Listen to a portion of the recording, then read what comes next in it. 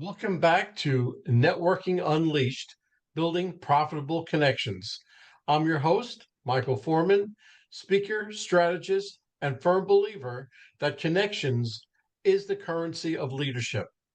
Today's episode dives into something every leader, entrepreneur, and change maker is facing right now: the evolving challenges of leadership in a rapidly shifting workforce, from employee engagement and cultural shifts to remote dynamic and generational differences.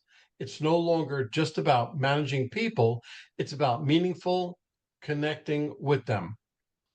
My guest today brings deep insight into the modern leadership experience and how intentional networking can be to unlocking trust, collaboration, and long term impact. If you're leading a team, growing a company, or building influence in your space, this conversation will challenge and inspire you. Ilya, I want to welcome you to the podcast. I want to thank you for your time because you have such a vast background. Would you mind introducing yourself and telling us a little bit about your background? Absolutely. I just want to say thank you. I'm very honored to be part of this podcast. And I'm Ilia Jakel. I'm the founder of Sharpen Leadership. Our mission is very simple but powerful. We want to equip business professionals, leaders, and entrepreneurs with the skills, the tools, and the insights so that they can become great leaders regardless of their job title. I have over 20 years experience in the pharmaceutical and healthcare industry. So my experience is in business, leadership, and marketing. I'm also, besides being a trainer, I'm also a speaker. I like to bring my experience to conferences and events, sharing stories that can empower the audience. So that's in the nutshell, Okay, my background. thank you for that. And let's just dive right into the questions. And first question: what are the most pressing challenges leaders face in today's rapidly changing workplace? Okay. There are, is multi there are multiple factors that are impacting leaders, but I'm just going to focus on three challenges that I'm seeing repeatedly with some of my clients. And the first one is managing highly talented teams, okay? It's both exciting and challenging, but it's especially when team members' expertise surpasses sometimes the leaders.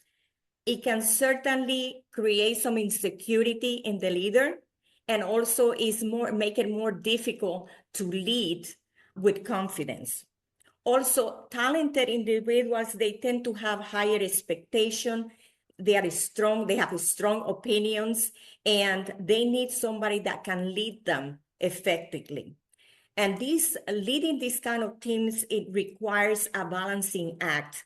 The leader needs to give them guidance, support, but at the same time, give them autonomy, okay?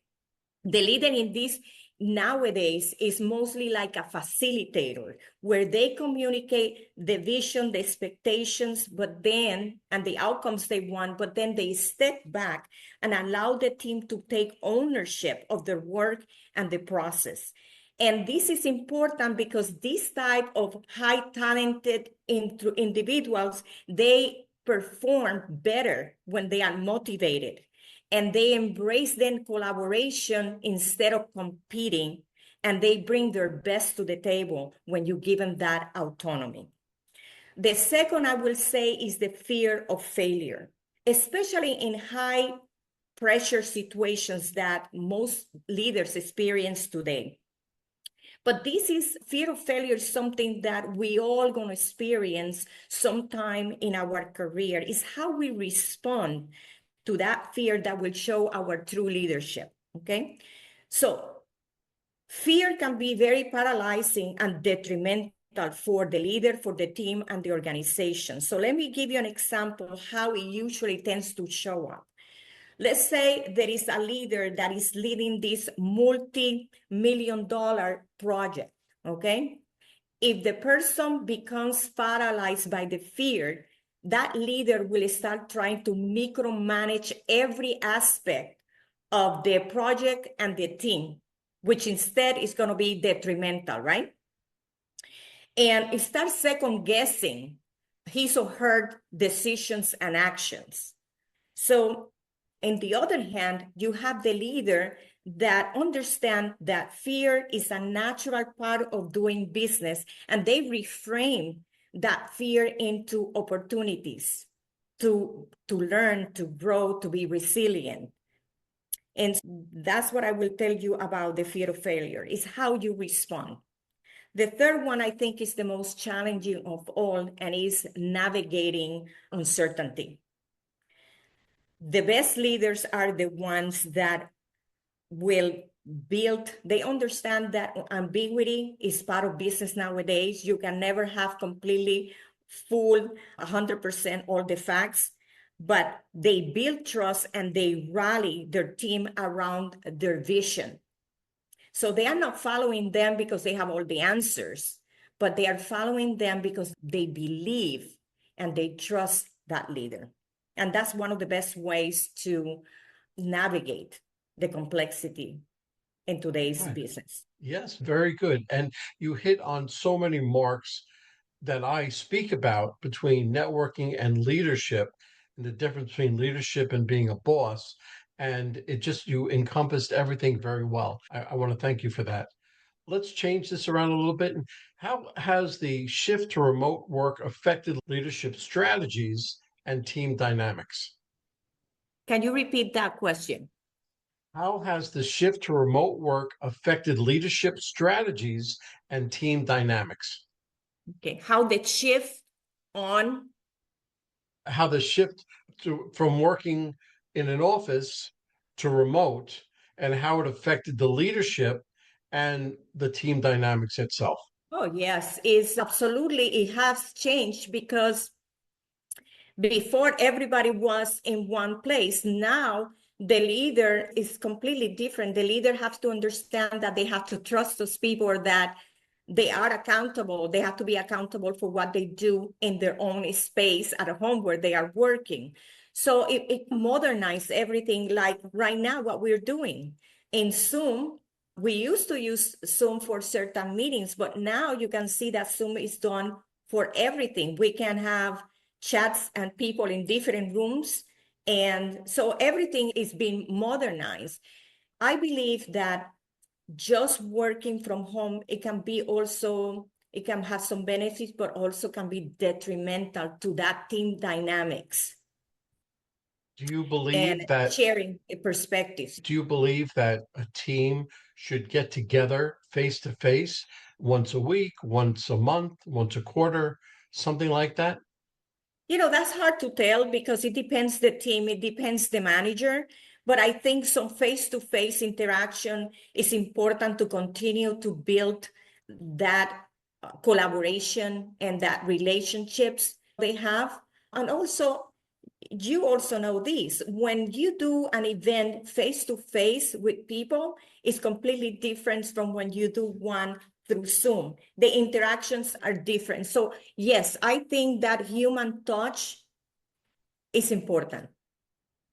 Yeah, that's what I talk about when I go on the road, because you need the vibe of the person, you need the vibe of the room. You get a whole different feeling than when you're just having a Zoom conference.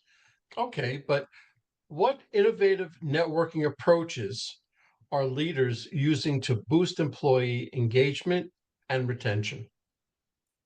Some of the tips that I can tell you about networking is, most of these leaders, they not only do things and dynamics inside the workplace, but also in a more relaxed environment.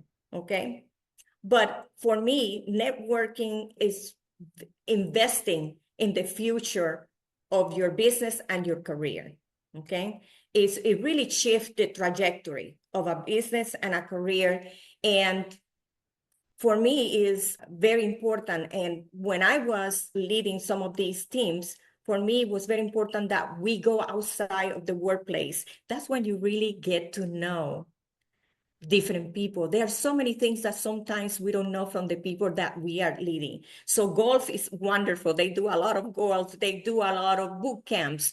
And inside the work is when you do meetings, I think the leaders that are very effective are the ones that talk less and listen more. Very good. Yes, I believe that as well. How are leaders leveraging diverse networks to create more inclusive work environments? That's a hard one to answer.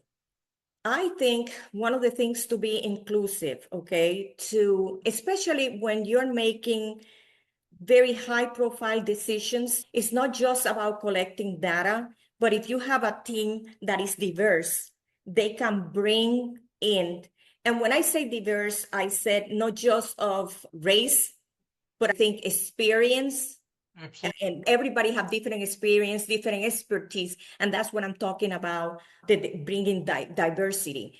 But when you as a leader need to make a decision, you should bring your team to brainstorm with you, to bring their ideas and share their perspective, because then even though they are not making the decision, you're giving a better perspective to that leader. And those are great leaders when they are able to include the diversity in their team.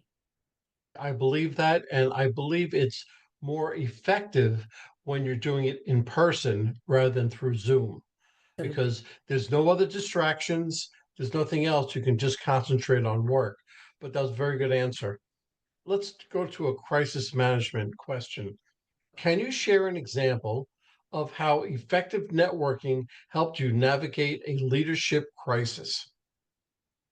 Wow, that's a good one. For example, when you're navigating, wanting to keep, let's say, wanting to keep your team motivated during a disruption, a big disruption could be layoff, it can be a merger, okay? So what these leaders that are very effective is that they're very transparent. They meet with their team. They're very transparent to what is happening. Yes, there is a reorganization. Yes, there is a layoff, but they know they have them. They are the ones that you can tell right away because they believe and they focus on the human side of business. They focus on their team, okay? And that those leaders, they open the channels of communications with their team. They are able and they are empowered to bring their concerns, but at the same time, they redirect them to move forward, okay? And to keep them motivated and focused on what they can control. Because there are certain things that nobody can control, and especially in a layoff and in reorganization. But these kind of leaders, they are wonderful at understanding the concern, be transparent with them, and guide them. Good, very good. How important is mentorship in developing future leaders, and how can networking facilitate this? Okay. I believe in mentorship. I personally have a couple of different mentors that actually their help and was incredible, and how they open opportunities was something that I could have never imagined without them. Your mentors are the one that if they are part of the organization on outside or outside, they can give you that perspective. They are the ones that advocate for you when you are not in the room with the decision makers. And also, they are a great resource because what I'm seeing is a lot of the first-time leaders that sometimes they have questions and they don't know exactly what to do, but they don't want anybody to know because they don't want to look like they don't have it together. So mentorship plays an important role in that. One thing I've been developing is that once or twice a year, and I do this sometimes internationally through Zoom, of course, through Zoom.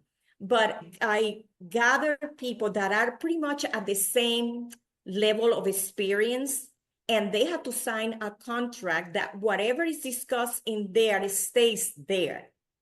So these leaders can bring their concerns, their challenges, their different situations with people that are in the same, have the same amount of experience, and they can brainstorm together. And some of them already have passed through that kind of situation, though they can facilitate insight. So it's amazing to see the weight of their shoulder coming off and the insight and the tools that they get from that, and that when they finish that mentorship, they can go back and apply what they have learned in their situation. Because these are situations that hit home for them, because it mirrors some of the things, situations, and challenges that they are facing on the job and in their role. That's exactly correct. And one thing you have to realize is that no matter what part of the spectrum you're in, it's like I have people that I coach, and I mentor, but I have a mentor as well. So it keeps going up the chain. So I may have the answers for my people, but I still have questions for my mentor. So it works both ways, and it's very much needed because I think that people can't get ahead of where they are without their mentors.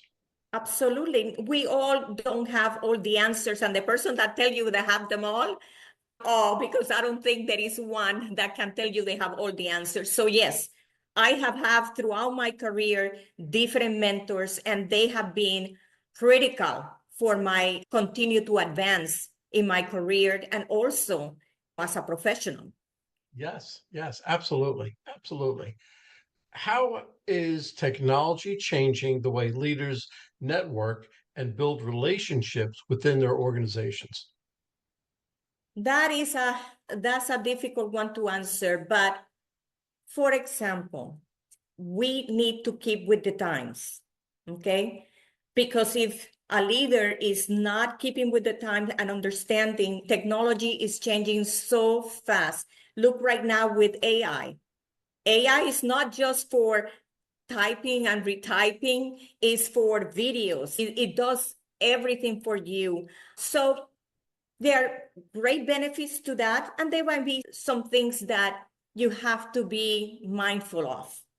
I, for myself, try to keep with the technology, okay? Especially for your teams. If you have teams that are in one space, that's a little bit different. But when you have teams that have hybrid jobs, that they were most of the time either at home and only a few days out of the thing, you need to have the technology to be able to communicate the projects for everybody to, if they are doing a one project, but everybody's have different part of the projects, they have to have the technology and the system to everybody to be synchronized. One great tool that is Asana. It helps, it's a system that helps you to connect with your team to see where everybody is in their project. So it gives you overview. So technology, it can be a blessing, but it depends how you use it.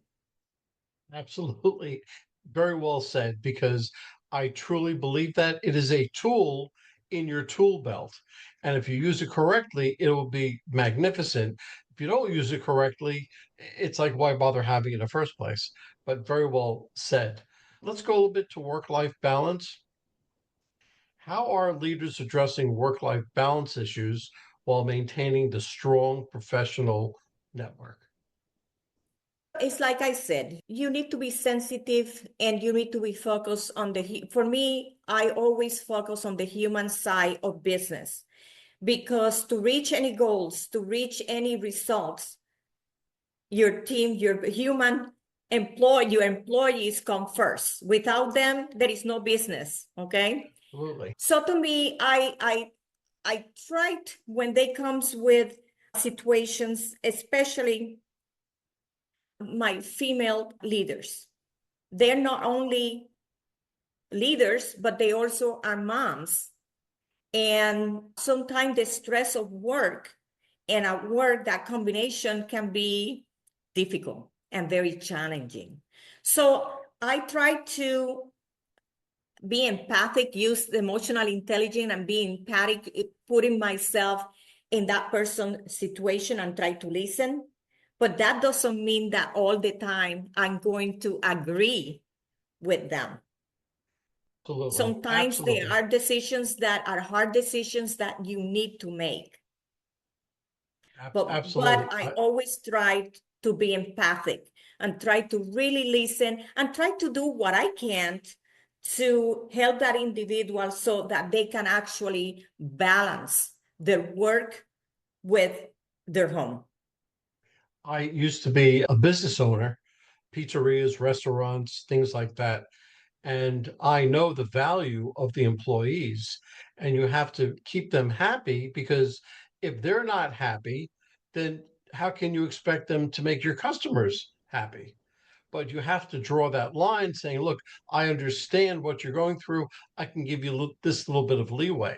But you have to understand that I have a business to run and this has to be done a certain way. So you're right. You have to feel where that line is, draw it, and just see where it goes. But again, that was very good. What metrics do you use to measure the impact of leadership initiatives on workforce productivity and satisfaction? Let's say that I trained a group of leaders in our organization or even business professionals, right? The first thing is we start with a baseline of how they were doing prior to a training and getting new skills or even modifying and gaining more insight on the ones that they have.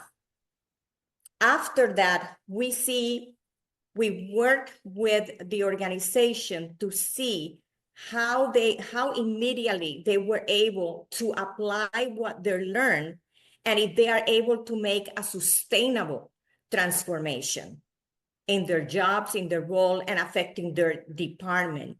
And they can do that by looking at the collaboration. If the collaboration and morale increase, they can look at performance by seeing how it has increased the performance, the innovation also, because one of the main things that most of these organizations is they are struggling sometimes to innovate. How do you get that team motivated to innovate? So all these things, once you give them the tool, the insight, and a space where they have room to experiment, learn, and grow, they're able to put all that together in their role. And then the organization immediately, you can start immediately seeing those results. But more than anything, what they want is that is sustainable transformation. Because a lot of places, they said, we have an inside training programs, but the problem is they haven't seen a sustainable transformation. With us, they do. Because when you immerse these people in situations that they face on the job, but sometimes their skills is not there yet, and you need to equip them, and you give them tools and insight, and now they are able to come back and use what they have learned, then that's something that is going to be sustainable because now they learn it. So those are some of the things. And of course, there are many tests that you can give before and after, metrics that you can give before and after, and depending the organization on what they want to use. I hope that answered. It really does. It really does. And let's just bring this full circle. Let's talk a little bit about the future. How do you see the role of leadership evolving in the next 5 to 10 years? And how will networking play a part in this evolution?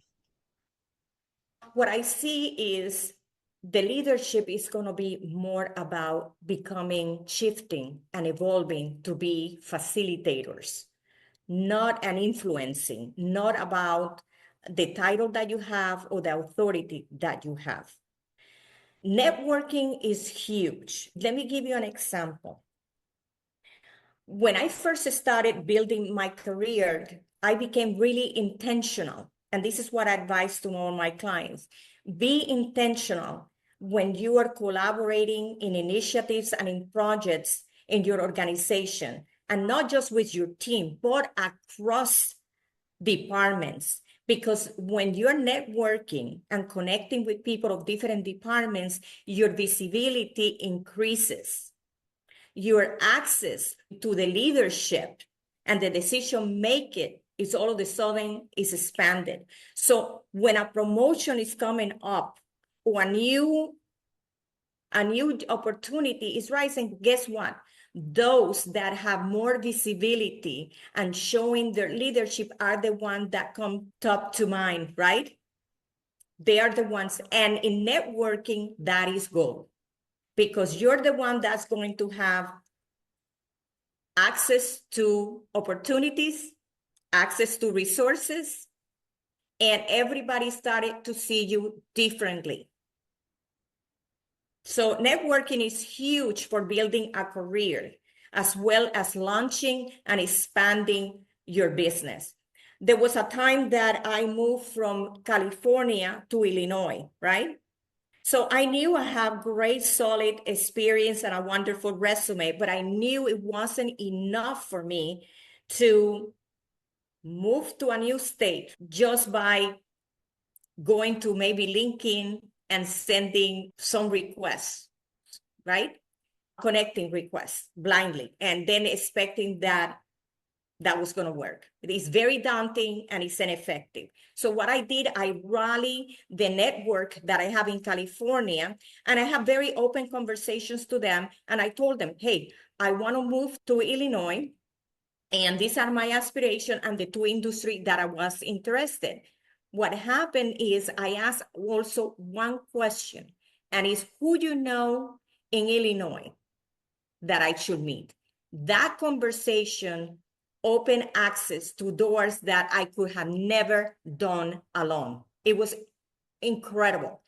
I have warm introductions to business professionals in Illinois, and that actually turned into direct job offers. Sure. That's That's how great. powerful your network is.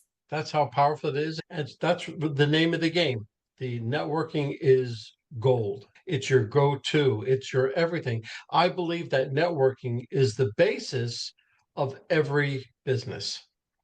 Absolutely. Any business that they want to, any person that wants to launch a business, expand a business, they need to understand that it's more than selling. Okay. Focus on connecting and building those relationships with your customer, your vendors, your community, because when it's time to buy a service or a product, they only do it, people only do it with people they trust and or who have been connected to. They feel They know connected. you.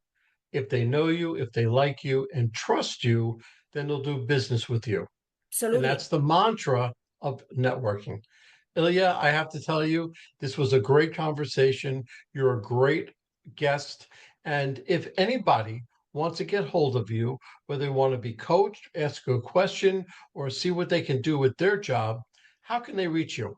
Sure. They can go to my website, Sharpen Leadership, or they can go to my LinkedIn profile, Ilia Jakel, Jakel, and they can connect with me. Very good. Outstanding. So thank you so very much for coming on the podcast today. Thank you for having me. Well, hold on, folks. Don't go anywhere. Let me just read a few of our sponsors that we have. Struggling to reach success? Maybe it's time to quit. In Quit Your Way to Success by Rodney Davis, this reveals 27 steps to breaking bad habits that hold you back. This powerful book helps you rewire your mindset, take control of your actions, and turn setbacks into stepping stones. With real life examples, motivational quotes, and actionable lessons, especially for sales professionals, you'll gain the tools to quit what's stopping you and start winning. Transform your future today. So Quit Your Way to Success by Rodney Davis, available now on Amazon. And this is a nonprofit called Revved Up Kids. This is something I believe in wholeheartedly. Revved Up Kids is on a mission to protect children and teens from sexual abuse, exploitation, and trafficking. They provide prevention training programs for children, teens, and adults. To learn more, go to revvedupkids.org. That's REVVEDUPKIDS.org. Well, that's a wrap, folks. A huge thank you to our special guest for sharing such incredible insights today. And of course, a big shout out to you, our amazing listeners, for tuning in and spending your time with us. Remember, networking isn't about being perfect, it's about being present. So take what you've learned today, get out there, and make some meaningful connections. If you enjoyed this episode, don't forget to subscribe, leave us a review, and share it with someone who could use a little networking inspiration. Let's keep the conversation going. You can find me on Apple, Spotify, YouTube, or my website, Michael. Remember, until next time, keep practicing, keep connecting, and keep building those relationships. This is Michael A. Forman signing off. Take care and happy networking.